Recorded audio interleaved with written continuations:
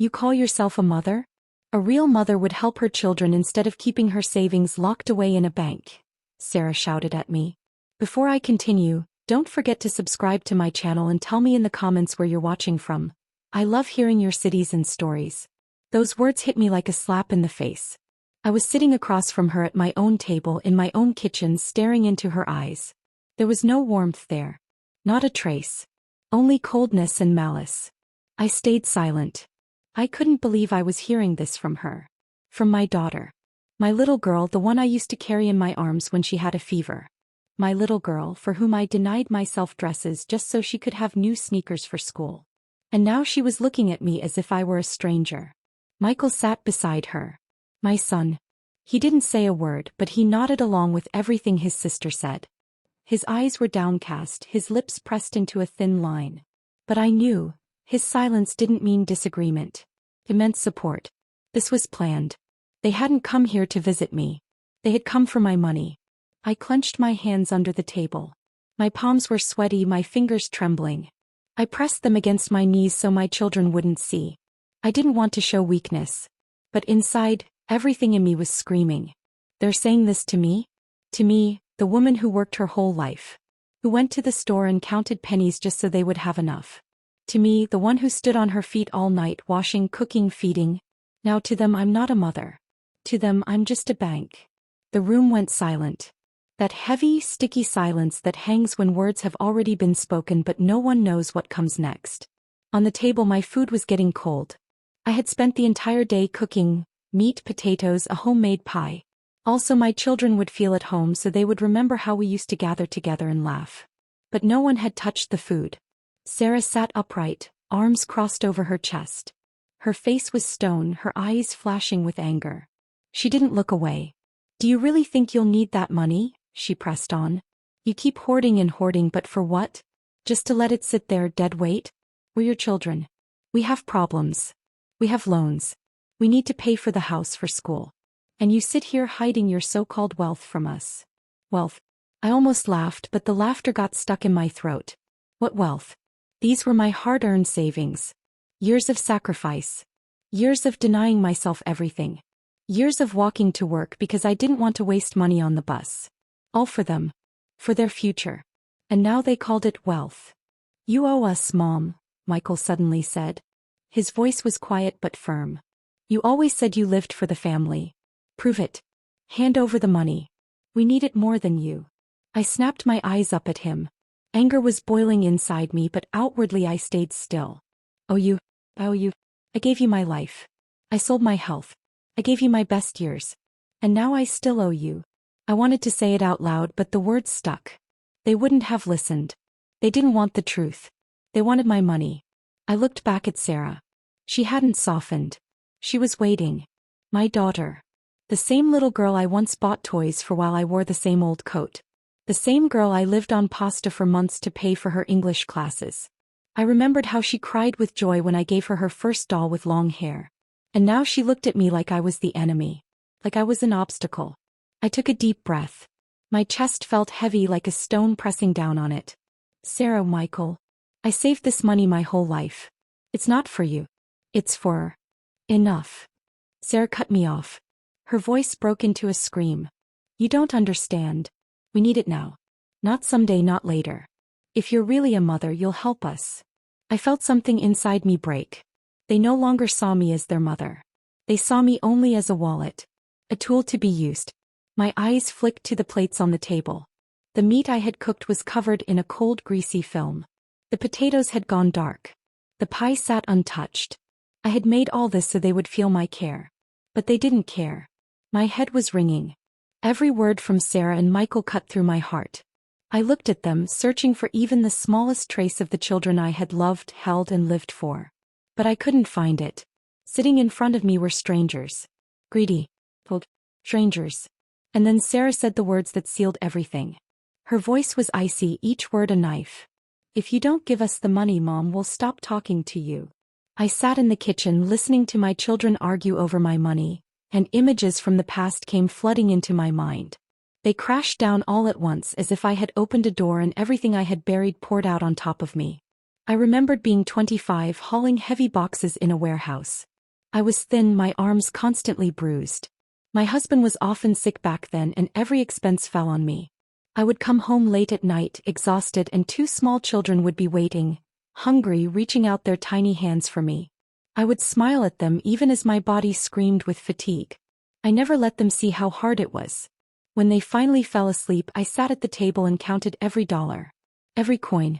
I sorted the money into separate envelopes, writing on each one, college, clothes, medical. I knew I couldn't afford weakness. The neighbors laughed at me. They bought themselves gold rings, went on vacations to Miami while I wore the same coat for the 5th year in a row. Linda, live for yourself, they told me. But I only smiled. I lived for my children. I thought, let me have nothing as long as they have everything. I worked nights in a grocery store. As a cashier. I remember my hands going numb from the cold as I counted small change. Sometimes I fell asleep at the register. But I knew every penny was for Michael and Sarah. For their future. I remembered when Michael got accepted to college. His eyes lit up when he held that acceptance letter. He hugged me and said, "Mom, this is thanks to you." I smiled, though I knew the truth.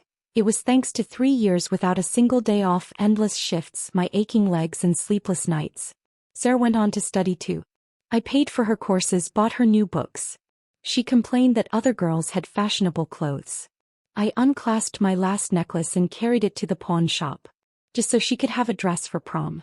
Then came their weddings. I gave them everything. I remember sitting alone in my empty apartment afterward, because I had to sell even my furniture to afford the banquet. And yet I was happy. I thought, they'll have a family.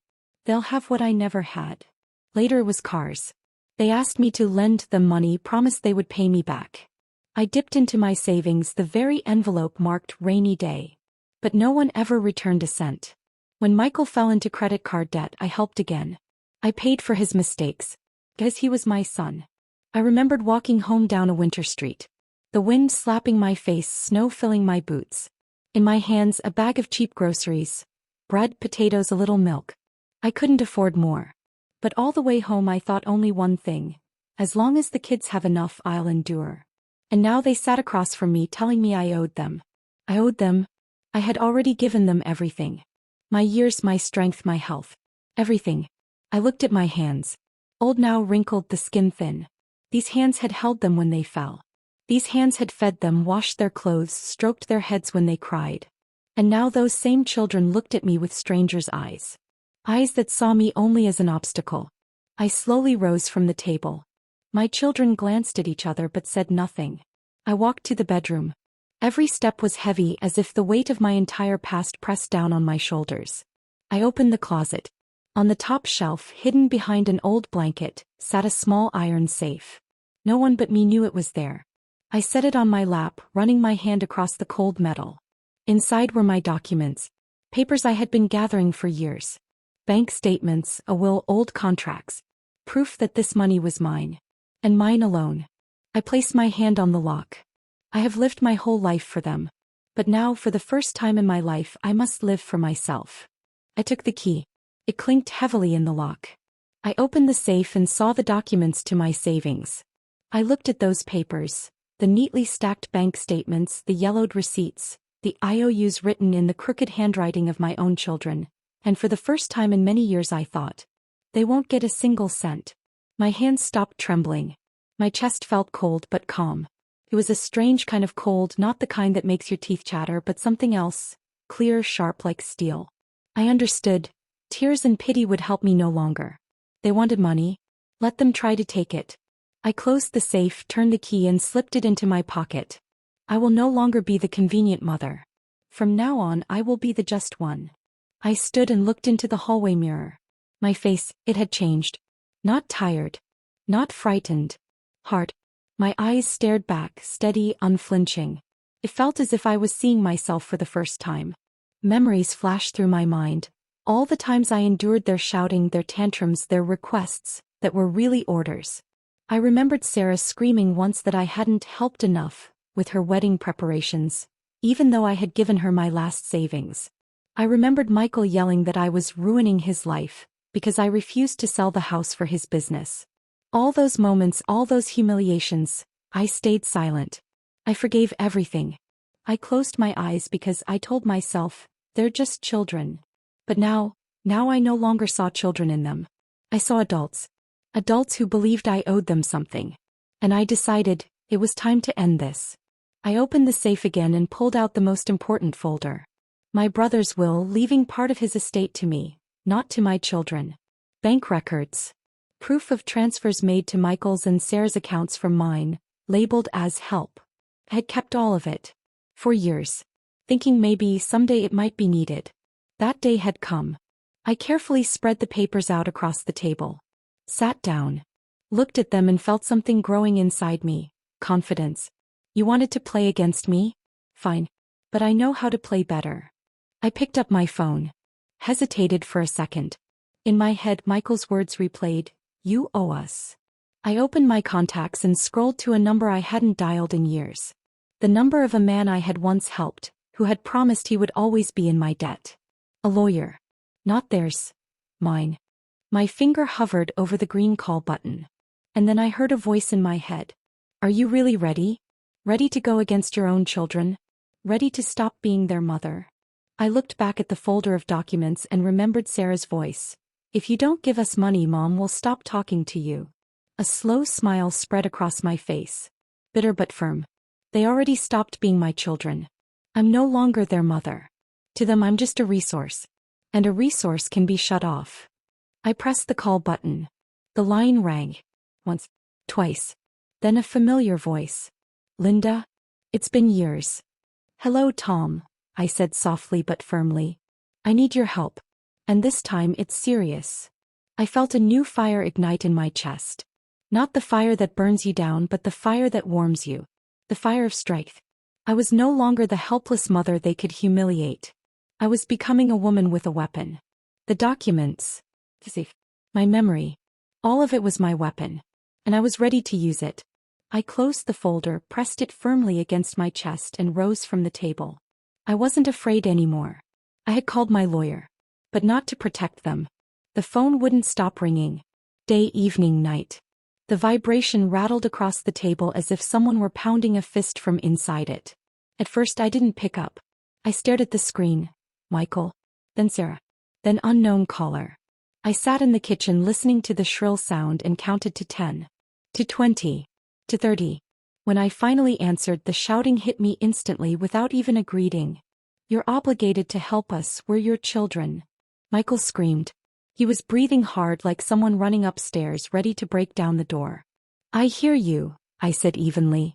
Robert's deal collapsed because of your stubbornness. Sarah's crying. The grandkids are suffering. What the hell are you doing? I'm at home, I answered. And I'm not yelling. Stop talking in riddles. Are you giving us the money or not? I glanced up at the clock above the stove. 3:15. The pot on the stove simmered quietly, but no one was eating. My palm pressed to the table felt dry. No more trembling. No, I said. Not today. Not tomorrow. Not ever. On the other end, silence. Then words rained down like stones. Ungrateful, heartless, shameful, you're old and don't understand. I listened without replying. These weren't arguments. They were blind strikes. An hour later, Sarah arrived. Robert. They walked in without smiles, without even taking off their shoes. Wet footprints stained the carpet. I watched the water seep into the fabric, leaving dark streaks, and thought, I'll have to clean this alone. But I didn't reach for a rag. They sat across from me. Sarah planted her elbows on the table, leaning in, so close her face nearly touched mine. You're selfish. You have money while we're drowning in debt. Do you want your grandchildren to grow up in poverty? Robert spoke immediately after her, like it was rehearsed. Linda, this is simple math. Money should be where it does the most good. Right now, that's with us. You're not an investor. You're not using it. I stayed silent. I just looked into their eyes. I saw the muscle in Sarah's cheek twitch with tension. I saw Robert's hand hidden under the table, gripping his phone, ready to record something or read from his notes. We made a plan, he said, pulling out a folder. Here it is. We take half now. The rest after your house is sold. You move into a smaller apartment near us. That way it's convenient for everyone. Convenient for me? I asked. For everyone, he repeated as if he hadn't heard. We've done the math. Sarah spread papers across the table. They smelled of fresh ink, cold, impersonal. Charts, arrows, bright stickers. One marked now. Another later. My eyes drifted to her hands. On her finger glittered the ring I had once paid for out of my hidden, emergency, envelope, because they hadn't had enough. Sign this, Sarah said, sliding a page toward me. It's simple, Mom. A power of attorney. We'll temporarily manage your accounts to cover urgent debts. You don't have to worry, we'll take care of everything. The words simple and temporary rang hollow. I picked up the sheet. At the top, General Durable Power of Attorney. I'd seen these before. Nothing temporary about it. The key word was everything. No, I said, and set the paper back down. Sarah shoved her chair back sharply. The screech across the floor made me want to cover my ears. Why are you hurting us? We're your family. I am my family too, I answered calmly. Robert smirked, but it came out twisted, ugly. Linda, don't put on a show. We've already invited an attorney. He'll explain things the way they are. They hadn't asked my permission. They had decided. 10 minutes later, the doorbell rang. I opened it. On the threshold stood a man in a dark coat, neat, holding a thin folder. Mr. Collins, he introduced himself. Good evening, Mrs. Parker. I hope we can resolve this quickly and civilly. He took off his gloves and walked into my kitchen as if it were his office. He opened the folder, laying the papers out with sharp, straight edges, as if that order itself was meant to convince me. I'm not one for raised voices, he said dryly. Here are the facts. Your children need your support. You have assets. They have obligations. You're the closest relative. You can help. I nodded. I listened to the way he built his sentences with no adjectives. Pure stone legal language. If you don't transfer the funds voluntarily, he went on, your children will file suit. You will be declared incompetent, and a guardian will be appointed over your estate. It's a standard procedure. You don't need this. No one does. Sarah's stare was hard, challenging. Robert nodded slightly in rhythm with the lawyer's words. I sat straight, silent. Inside, utter stillness. Strangely clear. I can offer a compromise, Mr. Collins added. You sign a limited power of attorney. Only to cover existing bills. We list them out and that's it. Your relationship stays intact, no conflict. It's the human thing to do. He said, the human thing, while glancing at his watch. The metal on his wrist gleamed. He was already rushing to his next client. His version of human fit into a 20-minute slot. May I ask a question? I said. Of course. If I sign what you've brought, can I take my money back tomorrow? He paused. An honest pause. No, he said. It's a legal transfer of authority. For the duration of the power of attorney, control rests with the designated agents. Meaning my children, I clarified. Formally, those named in the document, he corrected. I turned to Sarah. You want me to sign this? Yes. No. Here and now. I picked up the pen, twirled it in my fingers and set it back down. Did you bring a second copy? I asked Mr. Collins. Why? So I can sign both. One for you, one for me. To remember the day I stopped being a person and became to my children just a signature. Sarah rolled her eyes. Stop with the drama. This isn't drama, I said. This is my life. Mr. Collins cleared his throat. Mrs. Parker, I don't want to pressure you. But I must warn you. If you refuse, your children will petition for a medical evaluation. The court could assign a guardian. That would be unpleasant. Very. You're a smart woman. Don't let it come to that. I looked at his folder. At the straight edges. The sharp corners. The wide white margins waiting for signatures. And I remembered my call with Tom the night before. My lawyer. His voice was quiet, precise. Don't sign anything. Record every threat. Photograph any papers they push at you. Don't let anyone in without a witness. And most of all, don't fear their loud words. I pulled my phone from my pocket and placed it on the table, screen up. The red recording light was already on. Sarah noticed. Her eyes widened. You're recording us? I'm remembering, I said. So nothing gets confused. Robert leaned closer. You think this will help you? No one will believe you. It's enough that I believe myself, I replied. Mr. Collins furrowed his brow. We'll step outside for a moment, he told the children, nodding toward the hallway. The three of them left. I heard hurried whispers behind the door, words like pressure, court, grandkids. I walked to the window. Outside it was already dark. The glass reflected my kitchen. Plates, untouched food, folders, strangers' coats on my chairs. I saw myself, small against it all. And then I realized, no, not small. Straight. Upright. They filed back in. Their entrance was slower, heavier. Last chance, Sarah said like she owned the house. Will you sign? No, I answered. Mr. Collins didn't sit down. He stood like a man whose work was done. Then we proceed legally, he said. Expect notice. Sarah lifted her chin. Robert exhaled as if dropping a heavy bag off his shoulders. They thought their words would break me. That fear would do their work for them. I returned to my chair, lifted my cup of cold tea and held it in my hands. And for the first time that evening I smiled. Go ahead. Try, I said. A week passed. The silence of the first few days was deceptive. I knew they were preparing something. I had seen it in their eyes when I told them, try. On Sunday morning I found out exactly what. My neighbor Mrs. Harper caught me by the mailbox. I saw your Sarah at the bank. Robert. They looked pleased with themselves. Probably closing a deal. They mentioned something about a new house. I smiled and nodded. Inside everything turned cold and steady. A new house, of course. With my money. They were certain they would get it. They were probably already making plans. Where to put the couch, what color the kitchen should be. They were so sure of my obedience, they never even considered that I might play differently. But days before I had already transferred all my savings to another account. In a bank where I had a personal advisor and protection my children didn't even know existed. Every envelope, every dollar I had saved over the years, was now out of their reach. That day I sat in my kitchen with a cup of tea. Sunlight poured through the window, laying across the table in a warm glow. And the phone wouldn't stop. Ringing, vibrating, ringing again. On the screen, Michael. I picked up. What did you do? He screamed. His voice cracked as if he had been running. Where's the money? Why didn't the deal go through? Do you realize what you've done? I took a sip of tea and answered calmly. I protected what's mine. Yours, he roared. That money was supposed to be ours. You always said you lived for the family. Yes, I said. And I did live for the family. But family doesn't mean thieves.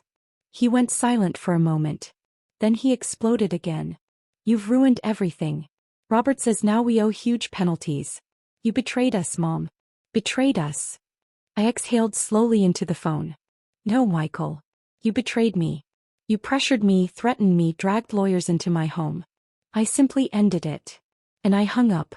Minutes later Sarah called. Her voice wasn't a scream but a hiss, quiet, venomous. You think you've won? You think we'll let this go? No, Mom. You'll regret this. We'll make sure you end up with nothing. Remember that. I'll remember, I said and ended the call. I set the phone down on the table and stared at it. The screen went black. The room filled with silence once again. I took another sip of tea. It was bitter but somehow the taste felt right. The next morning, a white envelope was shoved into my mailbox. Red letters across the front. Urgent. I tore it open. The paper crackled. Inside was a notice. A lawsuit. Petition to declare me legally incompetent. I arrived at court early. I wanted to sit, breathe, and decide what to say. The hallway smelled of paper and old wood. A flag hung on the wall and beneath it a clock ticked. The hands moved slowly but inside me everything was racing. I held a folder of documents in my hands. My fingers were cold and damp. Sarah and Michael stood by the window whispering. Robert was showing them something on his phone. When they saw me they went quiet. Sarah looked at me as if I were a stranger. Michael kept his eyes down. Beside them stood Mr. Collins. Upright posture, dark suit, calm expression. In his hand a thin black folder. He nodded at me the way people nod in an elevator, wordless and impersonal. Mrs. Parker? The bailiff approached quietly. The courtroom is open. We'll begin in 5 minutes. I nodded and walked in. The room was cool. Dark wood walls, long benches. I sat in the first row. My heartbeat was uneven. I tried to breathe deeper, but the air stuck in my throat. Stay calm. Don't give them a show. Just answer plainly. The judge entered without fuss. A man in his 60s, tired eyes. He looked at us over his glasses and began. Case of Parker. Petition to declare incompetence. Parties, identify yourselves. Plaintiffs, Sarah Parker and Michael Parker, represented by attorney Mr. Collins. Collins spoke first. Respondent, Linda Parker. Self-represented, I said. My voice came out lower than usual. The judge nodded. Proceed. Mr. Collins spoke clearly, briefly, as if reading a grocery list. Grounds. Disorientation in daily life, financial impulsivity, risk of asset loss, refusal of basic support for family, episodes of forgetfulness. Supporting evidence, statements from relatives, bank records, and a medical evaluation by Dr. Harold Lewis. The word medical hit me harder than any scream. I turned my head. Beside Collins stood a man in a light shirt, neatly trimmed beard, calm gaze. He held a slim folder. Dr. Lewis, the lawyer introduced. Psychiatrist, 20 years experience. The doctor walked to the witness stand, placed his hand on the Bible. His voice was gentle. I conducted an evaluation of Mrs. Parker last week. Purpose, the judge asked. To determine whether she is capable of making financial decisions and understanding risks. I gripped the bench armrest so hard my hand went numb. Evaluation? No one told me. I remembered the short visit to a clinic my children had insisted on, just to check your blood pressure. A specialist had spoken to me then, asking simple questions. I hadn't thought much of it. So it had been him. Your conclusion? The judge asked. Mrs. Parker showed elevated anxiety, was distracted, confused several dates and sequences of events. When asked about finances, she answered vaguely and did not present a clear spending plan. My conclusion: moderate cognitive impairment requiring monitoring, and a recommendation to consider assigning a trustee. That's a lie, I whispered, but my voice dissolved in the courtroom silence. Does the respondent have questions for the witness? The judge turned to me. I stood. My knees shook. Yes. Dr. Lewis, you said I confused dates. Which ones? You gave your daughter's birthday incorrectly. And you misstated the year your brother died. My chest tightened. I remembered that day. I had been exhausted, arguing with my children, sleepless all night. I was tired. That isn't an illness. I'm not diagnosing Alzheimer's, he replied calmly. I'm noting distraction and heightened anxiety. And who paid for your evaluation? I asked. The petitioners, he answered without hesitation. The judge jotted something in his notebook. Mr. Collins rose again. In further support, we submit copies of checks showing Mrs. Parker erratically transferring large sums to her children, then closing accounts, causing financial harm to the petitioners. We contend she is acting impulsively out of fear, not comprehending consequences. I closed my accounts because you tried to force me to sign a power of attorney. I burst out. My voice echoed.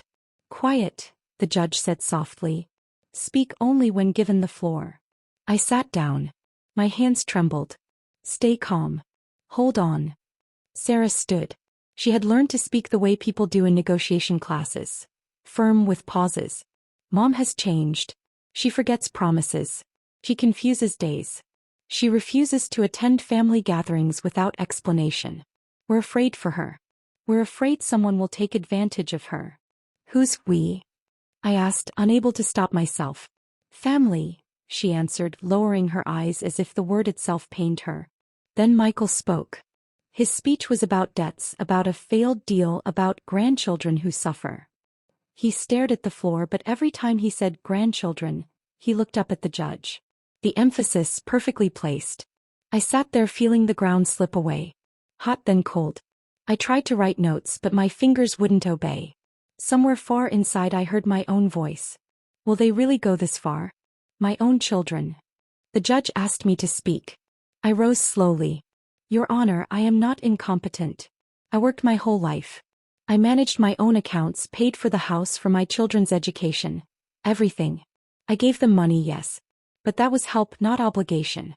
When they began to demand, threaten, bring in lawyers, I shut down access to my savings. That is my right. I'm not confused. I remember clearly how they asked me to sign over everything. I refused. And now they want me declared insane. I took a breath and added, the doctor was hired by them. I went to the clinic at their request, thinking it was just a blood pressure check. I was tired. I can mistake a date. But I do not forget who I am. Does the respondent have medical records of her current condition? The judge asked. I pulled a note from my folder, from my physician, Dr. Amanda Cooper. She had examined me a month ago after the flu. It stated, health normal for age. No complaints of memory loss. The judge skimmed it, set it aside. That's not a psychiatric assessment, Collins noted dryly. But it's from an honest doctor who knows me, I said. The judge asked me a few simple questions. Today's date. Friday. I hesitated. The words of the doctor, the calls, the shouting were all swirling in my head. Friday the 12th. Today is Thursday the 11th, the judge corrected evenly. I closed my eyes for a moment. Breathe. Name your children and their birth dates. Sarah Parker. I said the month and day correctly but slipped by 1 year. Michael Parker. This time I was right. The courtroom stirred. Collins didn't smile, but he wrote something down. Dr. Lewis requested to run 3 quick attention tests. Repeat 3 words. Apple coin chair. Apple coin chair, I said. He gave me subtraction by 7s from 100. I started, stumbled at 65, backtracked, stumbled again. I heard Sarah's quiet sigh, like she had received the confirmation she wanted. This isn't fair. I'm nervous. Anyone would slip. Repeat the 3 words I asked at the start, the doctor said. I remembered 2. The third was gone. Apple, coin. The pause felt like concrete. Chair, I finally said. Good, he nodded but scribbled something in his notebook. The judge asked for closing remarks. Mr. Collins stood last, voice still calm. We are not trying to harm their mother. We are protecting her, and her grandchildren. We ask the court to order a temporary evaluation by an independent expert. During that period, restrict the respondent from major financial actions. Those words hit harder than a scream. Restrict. That meant freezing my accounts. It meant I couldn't touch my own money. Your Honor, I whispered, this is a trap. I am no danger to myself or anyone. I simply said no to people who are used to taking. Is that a crime? The judge was silent for a long time. The only sound was the soft click of the court clerk's pen. He looked at me, then at the papers, then back at me. I felt weakness wash over me. Not from exhaustion, but from the realization that they had dragged me to the edge and they were pulling me down with them. Will they really do this to me? My own children. The judge raised his eyes. The court has heard both sides. Considering the evidence, the medical statement, the respondent's own lapses, and the obvious family conflict, I find that the matter requires further review. My hands turned cold. I clutched the bench. We have serious grounds to examine your competence, the judge said. I stood there, staring at the judge's desk, realizing, just one more step and they would freeze my accounts, then walk into my home as if they owned it. My chest felt hollow like a burned-out room. Then I heard the click of the clerk's pen and that sound pulled me back to myself. I reached into my bag, unzipped it. The metallic sound echoed through the courtroom. Your Honor, I said evenly. I have documents the petitioners have not mentioned. I request they be added to the record. I pulled out a folder. Thick blue embossed. Inside, IOUs, receipts, transfers. Proof that for years I had given my children money temporarily, and they hadn't returned a cent. Copies of bank statements. Sender, Linda Parker. Recipients, Sarah Parker, Michael Parker. Purpose lines, help, rent, tuition, emergency. Dates, amounts, signatures. All in order. Here are 15 years of transfers, I said, placing the stack before the court clerk. And here, notes written in my children's own handwriting. Promises to repay. None of them honored. I laid down the next set of papers. The sheets crackled. And this, messages and call logs. Threats. Demands to sign a power of attorney for everything. I logged the dates, times, and who said what. Mr. Collins straightened, raising his hand. Objection. The context of these messages could be misleading. The context is on audio recordings, I cut in calmly. Files saved to a flash drive. Metadata intact. I will submit the device. The clerk took the envelope, recorded it. I stepped forward. And one more thing, I said, pulling out a clear file. A loan application Michael attempted to file in my name. The room went silent. I held the page between two fingers so everyone could see the bank seal and the bold words across the top. Application, pending fraud review. Below it, my name, my date of birth. The signature wasn't mine. A crude imitation. The bank's comparison had flagged it. A fraud officer's note and case number were on the page. The judge looked up. Is this true? He asked, slowly turning his gaze to Michael. Michael didn't answer. He stared at a single spot, face drained of color. Sarah stayed silent. Robert turned his head away, rubbing his forehead like he'd suddenly developed a headache. Your Honor, Collins tried, we see the document, but do you see the case number? I asked quietly. The bank confirmed the attempt. Applicant, Michael Parker. Beneficiary, me. Signature, forged. If necessary, I am prepared to file a separate police report. The trembling that had gripped me for days vanished. Only clarity remained. I straightened. Not only am I competent, I said firmly, I am a woman who allowed herself to be used for far too long. And today I am officially stripping them of any right to my money. All of my savings have already been placed in a trust fund for my grandchildren. I set another folder on the table, thin but the most important. Trust documents. Independent trustee. Strict terms. Neither Sarah nor Michael have access under any circumstances. Funds may only be used for grandchildren's education or medical care, paid directly to schools and hospitals. Oversight. Accountant and attorney. The judge lifted the top page, glanced at the notary seal. Date of signing? Yesterday. Trustee. Tom, licensed fiduciary. I continued. And here, my brother's will. With a clause. If any heir or their direct descendants attempt to challenge my competence in order to access assets, they are excluded as beneficiaries. Effective immediately upon filing such a petition. The clerk flipped the page and gasped. The clause was bolded, notarized. I remembered how my brother had insisted on that line, just in case. I had laughed at the time. Now just in case stood before me in three faces. Your Honor, Collins said quietly, we'd like time to review. You'll review it now, the judge replied without looking up. I swept my eyes across the courtroom. My chest felt both quiet and burning. Now you see who I am. The judge set down the papers and looked at me. Mrs. Parker, you've stated your funds are now in trust. Do you understand this limits your personal access to your assets? I understand. It was a deliberate choice. I want my grandchildren cared for directly, not through those who spend others' money as if it were their own. The judge nodded, then turned back to the petitioners. Any response to these documents? Sarah opened her mouth, but no words came. Michael lifted his eyes, met mine briefly, then dropped them again. Robert picked up the loan application sheet, rubbed his fingers across the bank seal as if he could wipe it away.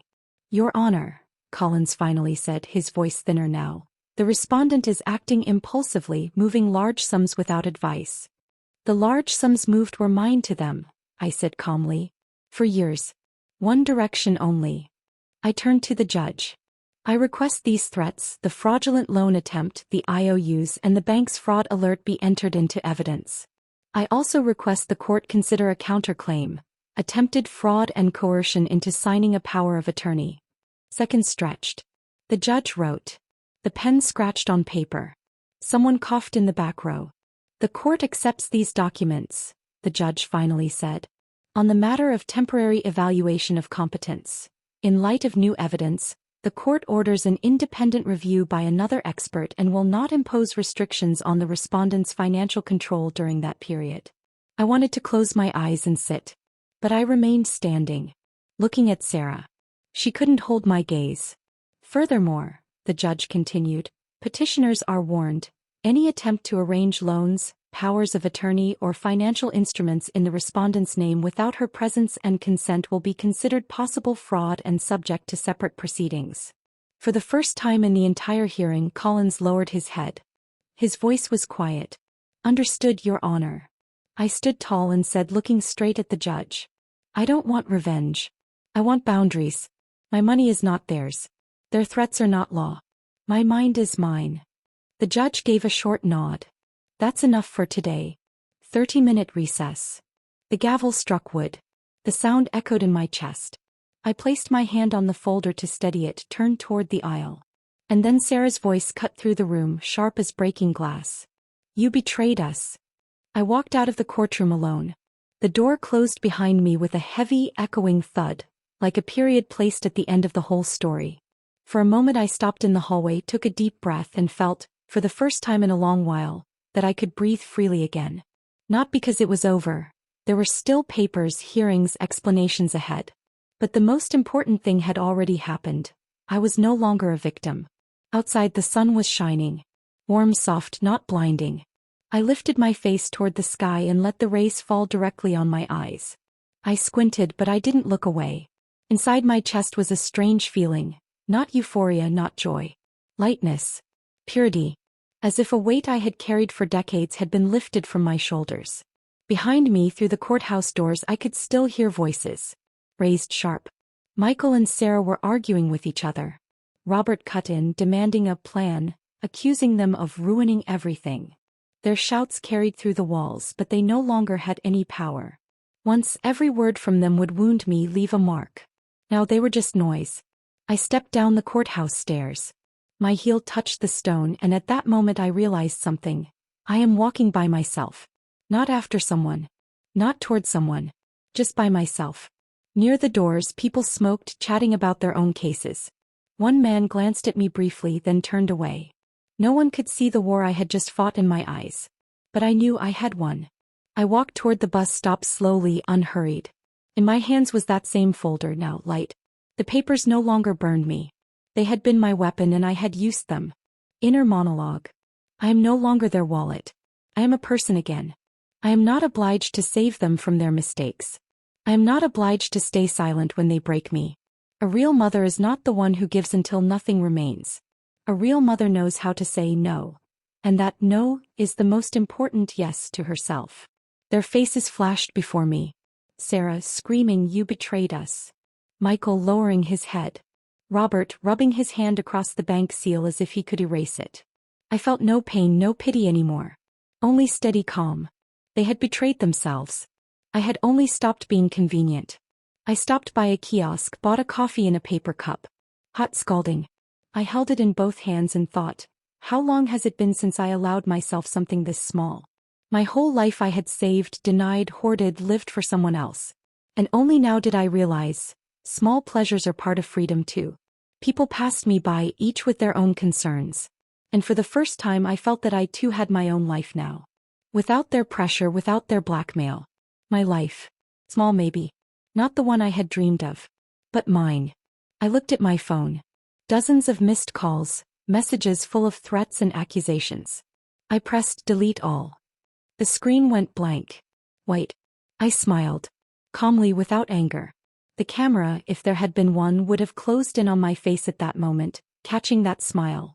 Not the smile of a victor in battle, but of a woman who had reclaimed the right to be herself. Don't forget to subscribe, leave a like, and I'll be waiting for your thoughts down in the comments.